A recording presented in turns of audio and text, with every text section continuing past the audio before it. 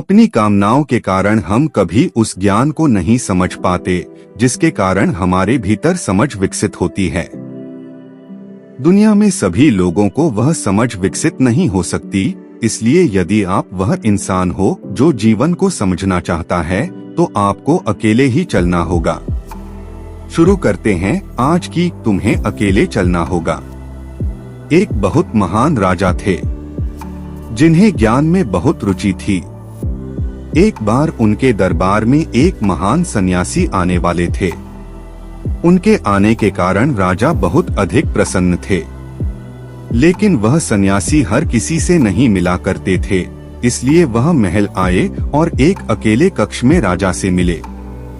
राजा ने उन्हें प्रणाम किया और बोले, गुरुजी, आपका बहुत आभार कि आप मेरे महल में आए हो, लेकिन मैं चाहता हूँ आपके द्वारा दिया गया ज्ञान मेरी प्रजा भी सुने।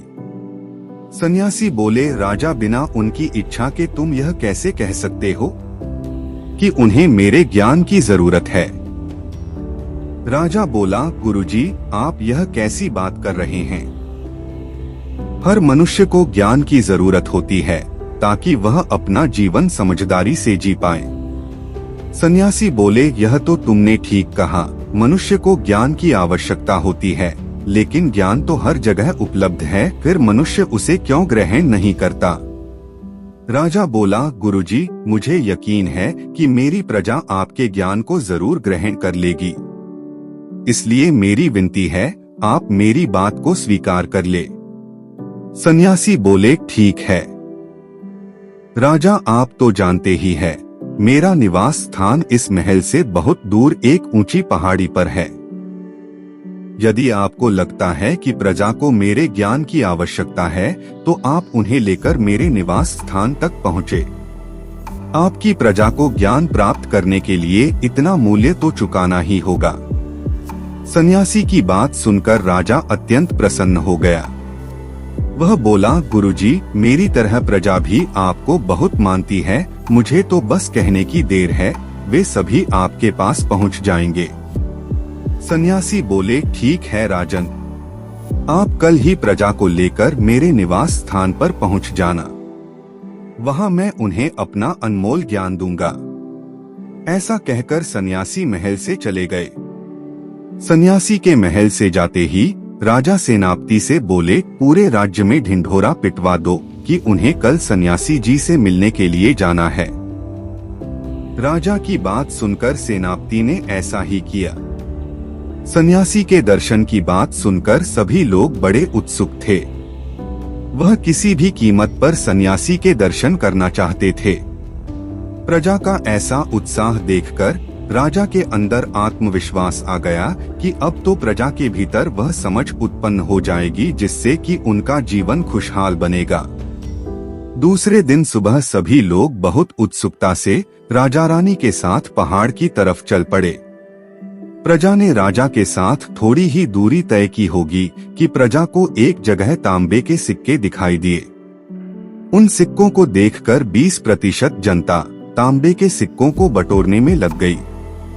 राजा उनसे कहने लगे, यह तुम लोग क्या कर रहे हो? इन सिक्कों को छोड़ दो, हमें सन्यासी जी से मिलने जाना है। भीड़ में से एक व्यक्ति बोला, राजा, हम बहुत गरीब हैं, अभी इस वक्त यह तांबे के सिक्के हमारे लिए बहुत जरूरी है, इसलिए हमें क्षमा करें, हम आपके साथ आगे नहीं जा सकते। उन लोगों की बात सुनकर राजा ने उन्हें वहीं छोड़ दिया और आगे की ओर निकल पड़े। अब वह आगे बढ़े तो उन्हें एक जगह चांदी के सिक्के का ढेर दिखाई दिया। उन सिक्कों को देखकर आधी से ज्यादा जनता उन्हें बटोरने में लग गई। राजा उन्हें भी छोड़कर आगे की ओर निकल पड़े। आगे और बढ़े तो सोने के सिक्के का ढेर दिखाई दिया।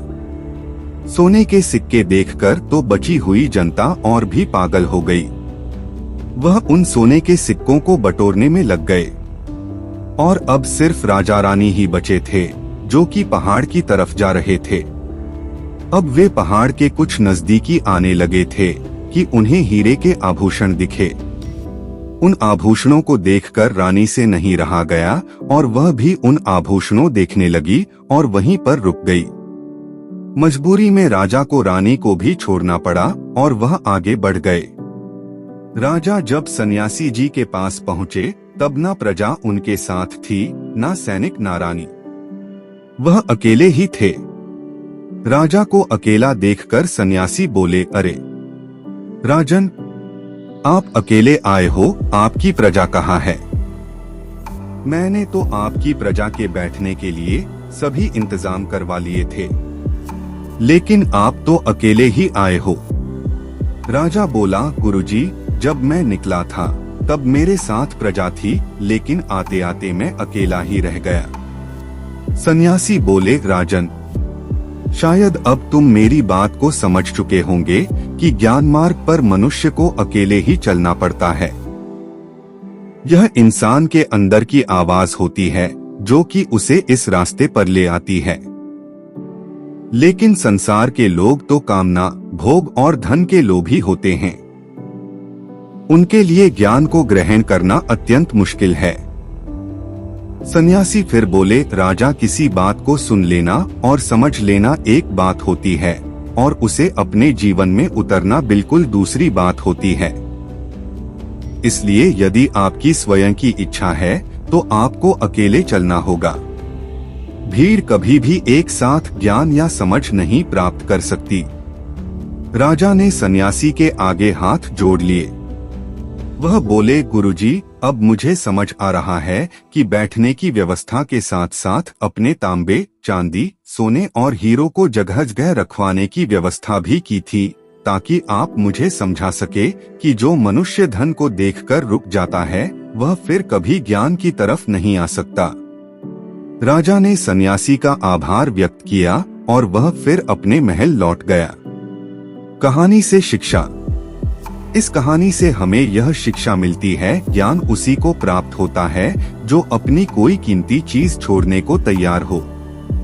इसलिए आपको जीवन में जो भी समझ आता जाए, इस पर आप चलते जाएं और किसी की प्रतीक्षा ना करें, क्योंकि हो सकता है प्रतीक्षा करने से आप भी वहीं रुक जाएं। इसलिए जीवन में जो भी आपको बेहतर, सुंदर और अच्छा दिखाई देता है, उसके लिए तुम्हें अकेले चलना होगा। हेलो दोस्तों, उम्मीद है कि आपको ये स्टोरी अच्छी लगी होगी। स्टोरी अच्छी लगी हो तो स्टोरी को लाइक और अपने दोस्तों के साथ शेयर करें। तो मिलते हैं फिर ऐसी ही स्टोरी में नेक्स्ट स्टोरी वीडियो में। अगर आप इस चैनल पर नए हैं तो आप मेरे इस YouTube चैनल स्टोरी अड्डा बाय AP को सब्सक्राइब करें। Thanks for watching.